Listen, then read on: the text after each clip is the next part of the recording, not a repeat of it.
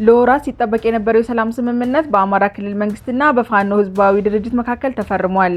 የፌዴራል መንግስት ትልቅ እርምጃ ወስዷል። ቲፒኤልኤፍ ኤሌጋንቶች ባለቤትነት ስር ያሉ 17 የኢፈርት ኩባንያዎች የባንክ ሂሳብ በይፋ ታግደዋል።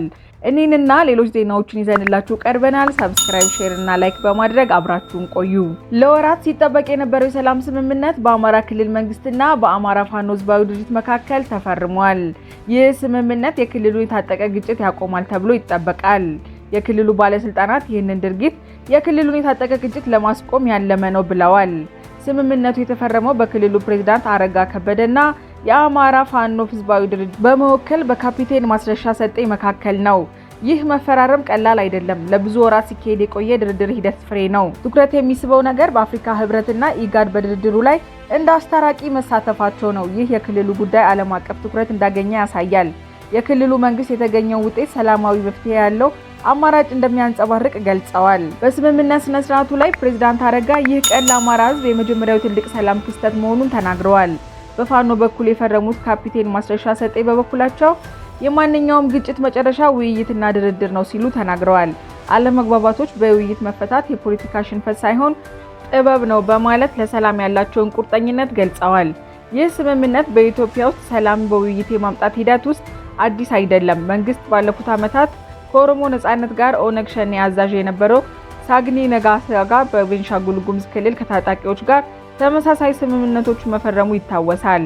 የፌዴራል መንግስት ትልቅ እርምጃ ወስዷል። የቲፒኤልኤፍ ኤሌጋንቶች ባለቤትነት ስር ያሉ 17 የኢፈርት ኩባንያዎች የባንክ ሂሳብ በይፋ ታግዷል። ይህ እርምጃ ዘግይቶ የተወሰደ አስፈላጊ ፍትህ ነው ወይስ በክልሉ ላይ የተዘረጋ የጋራ ቅጣት? ከዚህ የከፋው ደግሞ ይህ ሁሉ የተካሄደ ያለው የቲፒኤልኤፍ በግልጽ ጦርነት ለመምረጥ የሚያመለክቱ ድርጊቶችን እያሳየ ባለበት ወቅት ነው። የባንክ ሂሳቦች መታገድ። የኢትዮጵያ ብሔራዊ ባንክ በፌዴራል መንግስት ትዕዛዝ የ17 ኩባንያዎች ሂሳብ አግዷል። እነዚህ ኩባንያዎች በ1995 ዓ.ም በቲፒኤልኤፍ የተመሰረተና ለ27 ዓመታት የፖለቲካ ጦርነት ማስፈጸሚያ የነበረው የኢፈርት ግዛት ተቋም አካል ናቸው። ከትግራይ ውጭ ያሉ ብዙ የኢትዮጵያውያን ይህ እርምጃ ከረጅም ጊዜ በፊት መወሰድ የነበረበት ፍትህ ነው ቢሉም በሌላ በኩል ደግሞ ኩባንያዎቹ ከትግራይ ህዝብ ንብረት ስለሚባሉ የጋራ ቅጣት ነው የሚሉ አስተያየቶች አሉ። የሂሳቦቹ መታገድ የጊዜ አጋጣሚ ድንገተኛ አይደለም። የመጣው የቲፒኤልኤፍ የሾመውን የክልል አመራር ከስልጣን ካስወገደ በኋላ ነው። አሁን ደግሞ የኢፈርት ገቢዎች ፕሪቶሪያውን ስምምነት በሚቃወሙ ጽንፈኛ ወገኖች ዘንድ የተዘዋወረ እንደነበር የሚያሳዩ መረጃዎች እየጨመሩ ነው። የፌዴራል መንግስት ይህንን እርምጃ እንዲወስድ ያመራው ዋነኛ ምክንያት ደግሞ የቲፒኤልኤፍ ግልጽ እንቅስቃሴ ነው። የዜና ምንጮች እንደሚያመለክቱት ቲፒኤልኤፍ የታደሰ ወረደን ጽህፈት ቤት መቆጣጠር ጀምሯል። ከዚህም አልፎ በመቀሌ ከተማ ውስጥ በከባድ ጦር መሳሪያዎችና ትጥቆች መንቀሳቀስ ጀምሯል። የፌዴራል መንግስት ለትግራይ ክልል ሰላምና መረጋጋት አስተማማኝ የመንገድ ካርታ አቅርቤያለሁ በሚልበት ሁኔታ ቲፒኤልኤፍ ያሳየው ይህ ድርጊት ሰላም ሳይሆን ጦርነት መምረጡን በግልጽ ያሳያል። የቲፒኤልኤፍ እርምጃ የፕሪቶሪያውን ስምምነት ምን ያህል አደጋ ላይ እንደወደቀ የሚያሳይ ነው። አድማጭ ተመልካቾቻችን የተከታተላችሁን ስለሆነ ከልብ እያመሰገንን ሰብስክራይብ፣ ላይክ እና ሼር ማድረግዎን እንዳይረሱ። ወደ ዜናው እንቀጥላለን። የአዲስ አበባ ገቢዎች ሰራተኞች በካሜራ የታገዘ ዩኒፎርም ሊለብሱ ነው።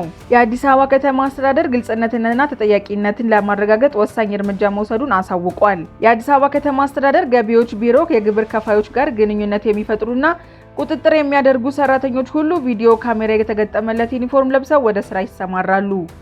ይህ ፕሮጀክት ቦዲ ዋርን ካሜራ ፕሮጀክት ተብሎ የሚጠራ ሲሆን ለአዲሱ ዘመናዊ ስርዓት ግንባታ ከ100 ሚሊዮን ብር በላይ ወጪ ተደርጎበታል። ቢሮው ይህንን ፕሮጀክት ተግባራዊ ያደረገው ደግሞ የኢንፎርሜሽን መረብ ደህንነት ኢንሳ ጋር በመተባበር ነው። ይህ ትብብር የቴክኖሎጂውን ደህንነትና አስተማማኝነት የሚያረጋግጥ ነው ተብሏል። ታዲያ ይህ አዲስ ካሜራ ቴክኖሎጂ ምን አይነት ቁልፍ ጠቀሜታዎች አሉት? የመጀመሪያው የቁጥጥር ባለሙያዎች የሚያደርጉትን ስራ ሙሉ በድምጽና በምስል ይመዘግባል። ይህም ማንኛውንም ግብይት ወይም ንግግር በዘላቂነት እንዲያዝ ይረዳል። ሁለተኛ፣ ቀጥታ ስርጭት ላይቭ ስትሪም የተቀረጸው መረጃ ወዲያውኑ ወደ ዋናው መስሪያ ቤትና ለቅርንጫፍ ጽህፈት ቤቶች በቀጥታ ይላካል። ይህም አፋጣኝ ክትትልና ድጋፍ ለማድረግ ያስችላል። ሶስተኛው ክትትል ሎኬሽን ትራኪንግ።